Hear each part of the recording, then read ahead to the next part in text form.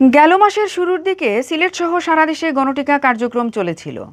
এই কার্যক্রমে প্রথম ডোজ গ্রহণ করেন বিপুল সংখ্যক মানুষ। এবার তাদেরকে গণটিকা কার্যক্রমের আওতায় দ্বিতীয় ডোজ প্রদান করা হচ্ছে। মঙ্গলবার সকাল থেকে শুরু হয়েছে এই কার্যক্রম। টিকা নিতে বিভিন্ন কেন্দ্রে মানুষের ভিড় লক্ষ্য করা গেছে।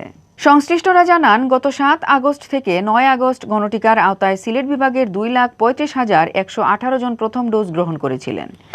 এর মধ্যে সিলেট জেলার 13 উপজেলায় 222টি বুথে 58,688 জনকে দেওয়া হয়েছিল প্রথম ডোজ। এছাড়া সিলেট নগরীতে গত 7 আগস্ট গণটিকার প্রথম ডোজ নেন 22,753 জন, দ্বিতীয় দিন 24,294 জন এবং তৃতীয় দিন 19,399 জন টিকা নেন। সব মিলিয়ে 3 দিনে গণটিকা নিয়েছিলেন 66,446 জন। মঙ্গলবার থেকে তাদেরকে দ্বিতীয় ডোজ প্রদান শুরু হয়েছে।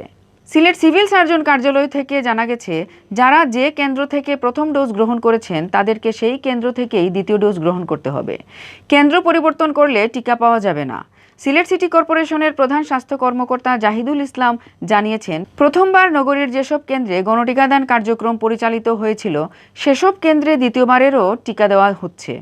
টিকা গ্রহণের ক্ষেত্রে ধারাবাহিকতা বজায় থাকবে। তিনি বলেন, আগেরবার 3 দিনের মধ্যে প্রথম দিন যে ব্যক্তি যে কেন্দ্রে টিকা নিয়েছিলেন, এবারও প্রথম দিন সেই কেন্দ্রে উপস্থিত হয়ে তিনি টিকার দ্বিতীয় ডোজ নেবেন। দ্বিতীয় দিন নিলে দ্বিতীয় দিন এবং তৃতীয় দিন নিলে তৃতীয় দিন কেন্দ্রে গিয়ে টিকা নিতে হবে। এতে কোনো বিশৃঙ্খলা করা বা ধারাবাহিকতার ব্যত্যয় ঘটানো যাবে না।